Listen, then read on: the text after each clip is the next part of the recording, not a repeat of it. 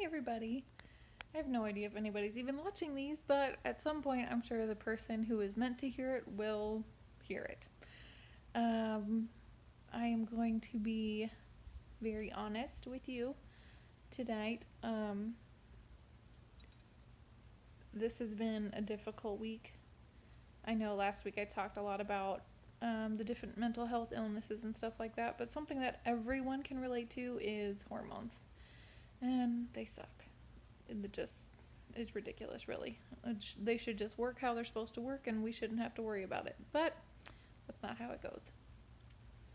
Um, I have to take birth control pills, estrogen, to help with severe endometriosis pain.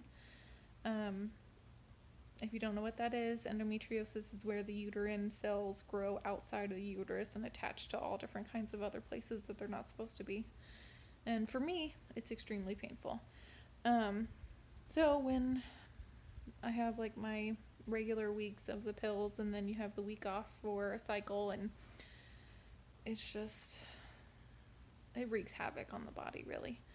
So it's been a difficult week, and then dealing with my boys who are learning how to navigate life and be around other people successfully, which often is not very successfully, but they're learning. And of course, then they be butts when they're at home with mom. So, um, what was I saying? Oh, so it's been a rough week. And then, if you don't know, I put my 12-year-old dog down a couple months ago, and it's been extremely difficult. And this week has been really hard. Um, anyway, um, I desire to be transparent. I enjoy being able to be open with people and share my story and the things I have gone through and dealt with. There are some, not very many. I think there's like really two main things that God has not released me to share publicly yet. Um, and that's okay. When it's time, He'll let me know. He always has. But, so the background with everything is not really relevant for this story. I was 18 or 19, I don't know. No, 19. And was in college in a small little town in Oklahoma, and just really really still in the grips of depression, like really in there. And then I had like my first love, or what I thought was love, and then a breakup, and just, everything just piled on top of everything else. And I was very, very angry. At that point, I was still having issues with God. I was angry that He would allow certain things to happen in my life. I was angry that He wouldn't get rid of this depression, that He wouldn't take away my anger because I wanted Him to, or because I asked Him to. So that really, that's a hard one. We'll talk about that another week, because that's a big one, is dealing with it as, dealing with depression and mental illnesses as a believer and as a Christian, and it really gets frustrating, very frustrating. But anyway, so at the time, I was driving a little 88 Toyota Corolla FX hatchback, a two-door little bitty car. If you know what a Gremlin from back in the day looks like, it looked like one of those. I absolutely loved it. And if you are too young to know what a Gremlin is, it's the lemon cars off of Cars 2. It looked like one of those. I absolutely loved that car. I still wish I had it. It was so much fun. Loved it. Anyway, I I had been very, very angry. And I had written a nasty note to God. Sometimes I would do that. I would just write instead of like just say it in my head or say it out loud. I would write it. And I was angry at him. I was like, I really hate you right now. Like, I hate you. I don't want anything to do with you. I am so tired of feeling like this. I am done. And I hopped in my car. Oh, and it was a manual, so even better. So much fun. Anyway, I hopped in my car and I went in and I was driving recklessly on the backcountry roads, the gravel roads, in and out of the ditches and all that kind of stuff. And my little tiny square car should have flipped over. Like, I was counting on it. I was counting on it to flip over and end things. Like, I was out there trying to make everything end, make the pain stop, make the anger stop, make my life just stop. And obviously it didn't. And I was even more angry that it didn't. Because, depression doesn't make sense. Suicide thoughts don't make sense. Like, it's not like when those things overtake you, you don't think about anybody else. You don't think about the things that will happen afterwards or anything like that. You are just trying to make the pain or make how you are feeling to stop. And that's really what it is. You just want relief. And it's so difficult. So very difficult. And like, people say it's such a selfish choice,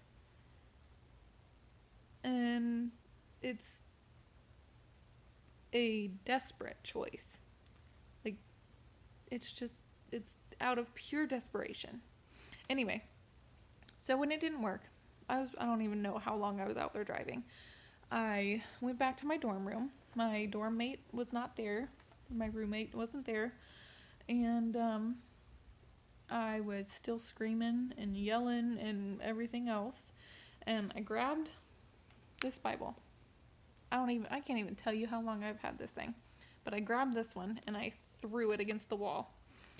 And I yelled. I was like, God, you have to show me something now or I am done and I will never serve you again. I will have nothing to do with you and my life will be my own. Like, I won't consider you. I won't nothing. So I threw it and this is where it opened up. It opened to Psalm 116, which someday I would like to get it tattooed right there on my wrist in some pretty script with a semicolon, because this scripture is why my story has continued. Like, this is why it didn't end.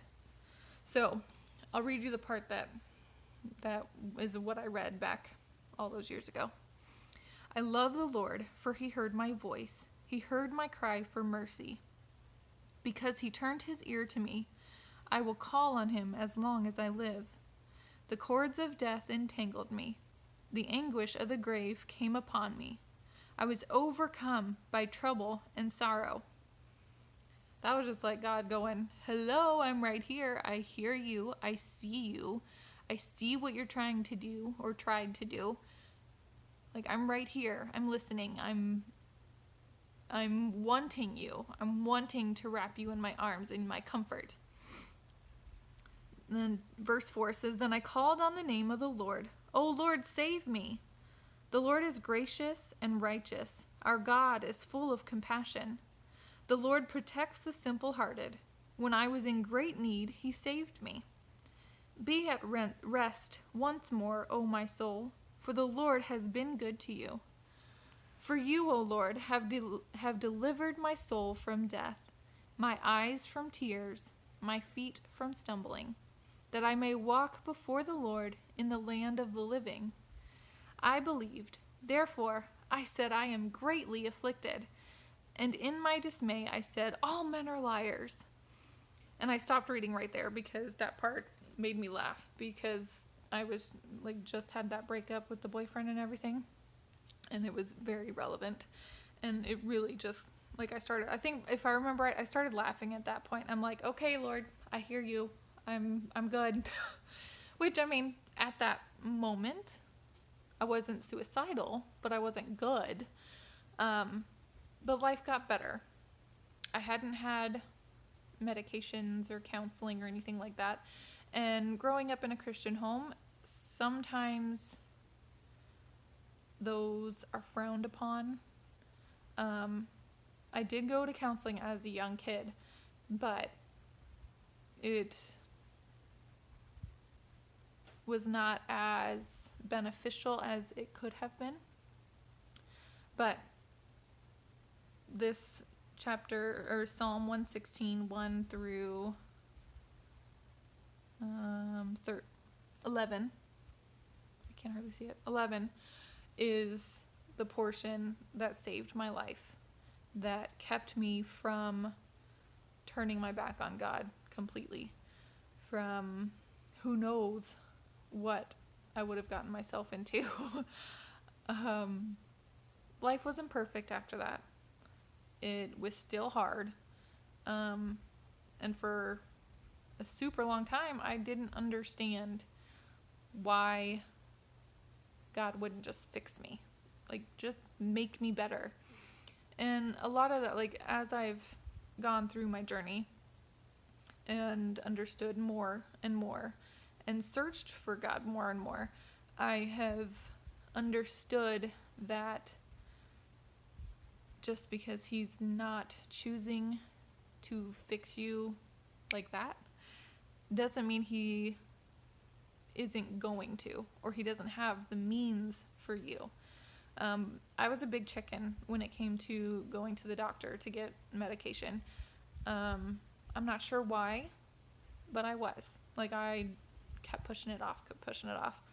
And, like, one night I was having a rough night, and I was just like, why won't you fix me? And he was like, I would if you would go to the doctor. And I was like, oh. And it was just kind of like, okay, I'll make an appointment. And it's more, I think, it's because he wants to use me. He wants to use my story. He wants to use the things he provides. Like, God provides these people with the knowledge. He provides these people with the skills and the understanding to be able to create these medications or to know how our bodies work, you know? And I needed to be willing to take whatever avenue it is that he had for me. And so that's what I did. It made a huge difference.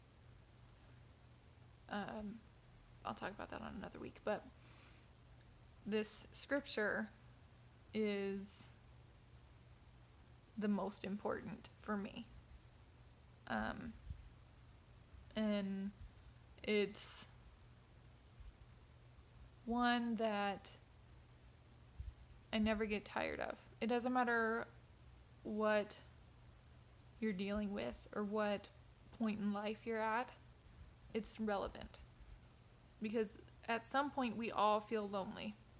At some point we all feel that God isn't listening and that we would rather die than deal with whatever it is that we're dealing with. And it's just relevant. It really is. This was the New International Version, or the NIV. Whichever version you like, whatever version of the Bible you like, take time to read it.